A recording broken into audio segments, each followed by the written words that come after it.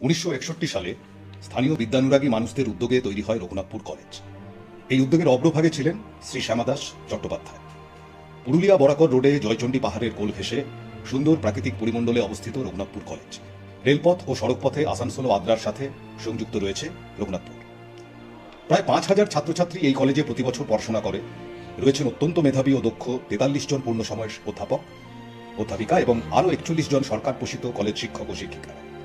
রয়েছেন উপযুক্ত সংখ্যক শিক্ষাকর্মী। বিজ্ঞান, কলা ও বাণিজ্য বিভাগ মিলিয়ে মোট 18টি বিষয়ে অনার্স ও মেজর কোর্স এই কলেজে পড়ানো হয়। স্টুডেন্ট ক্রেডিট কার্ড ও অন্যান্য সমস্ত রকম সরকারি স্কলারশিপের সুবিধা রয়েছে ছাত্রছাত্রীদের জন্য। এছাড়াও মেধাবী ও অভাবী ছাত্রছাত্রীদের জন্য টিউশন ফিজ পূর্ণ ও আংশিকভাবে মকুব করার ব্যবস্থা রয়েছে কলেজের পক্ষ থেকে। কলেজে রয়েছে যথেষ্ট সংখ্যক ক্লাসরুম, বিভিন্ন বিষয়ের 7টি সুসজ্জিত ল্যাবরেটরি, 40,000-এর উপর বই সমৃদ্ধ লাইব্রেরি, পাহাড়ের কোলে অনবদ্য এক ক্রীড়াঙ্গন, ছেলেদের হোস্টেল সহ নানা ধরনের সুযোগ সুবিধা। রয়েছে 7টি আইসিটি এনেবলড ক্লাসরুম। বিভিন্ন বিষয়ে কলেজের ছাত্রছাত্রীরা সিধু-কানু বিরসা বিশ্ববিদ্যালয়ে শীর্ষস্থান অধিকার করে থাকে। কলেজের প্রাক্তনীরা বার্ক, বিভিন্ন আইআইটি, বিভিন্ন কলেজ ও বিশ্ববিদ্যালয় সহ সারা দেশ জুড়ে এবং বিদেশে বিভিন্ন ক্ষেত্রে প্রতিষ্ঠিত এবং কর্মরত। সারা বছর কলেজে হয়ে থাকে বিভিন্ন রকমের অনুষ্ঠান। প্রতি বিভাগের ছাত্রছাত্রীরা প্রদর্শনী ও সাংস্কৃতিক অনুষ্ঠান করে।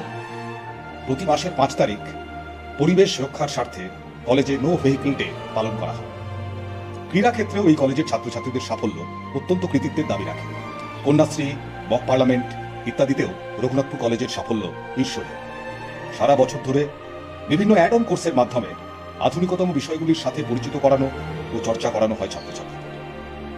কলেজের ভারপ্রাপ্ত অধ্যাপক ডক্টর শ্রীনিবাস নন্দী আমাদের জানালেন, আমি অভিভাবক এবং ছাত্রছাত্রী সকলকে আন্তরিকভাবে কলেজের পক্ষ থেকে আহ্বান জানাই, সাদর আমন্ত্রণ জানাই। আমরা চেষ্টা করব তাদের মধ্যে যতখানি ক্ষমতাযুক্ত আছে তার বিকাশ করানো।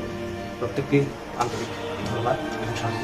যুগের দাবি মেনে আধুনিকতম শিক্ষায় ছাত্রছাত্রীদের শিক্ষিত করা, তাদের কর্মসংস্থানের সুযোগ তৈরি করা ও সেজন্য তাদের সামগ্রিক প্রস্তুতির সুযোগ করে দেওয়ার লক্ষ্য নিরলস কাজ করে চলেছে